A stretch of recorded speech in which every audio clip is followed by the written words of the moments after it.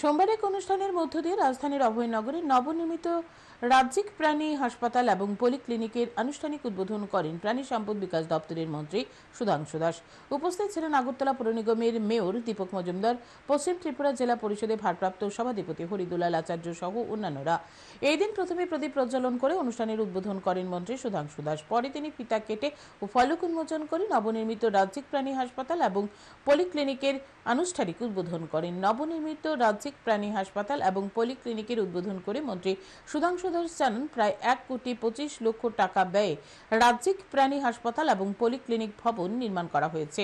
পশু চিকিৎসার জন্য যে ধরনের পরিকাঠামো প্রয়োজন তা সেখানে গড়ে তোলা হয়েছে। তিনি আশা ব্যক্ত করেন, পরিকাঠামো গড়ে তোলার ফলে পশু চিকিৎসক থেকে শুরু করে দপ্তরের অফিসারদের কাজ করতে সুবিধা হবে। এটা আমাদের সরকারের পক্ষ থেকে প্রায় 1,25,00,000 টাকা ব্যয়ে এই নবনির্মিত বিল্ডিং এর আমরা আজ উদ্বোধন করব, যেখান থেকে এআরডিডি রিলেটেড অর্থাৎ ডিপার্টমেন্টের বিশেষ করে চিকিৎসা ক্ষেত্রে যে সমস্ত সুবিধা বা ইনফ্রাস্ট্রাকচার দরকার সেটা এখানে গড়ে তোলা হয়েছে।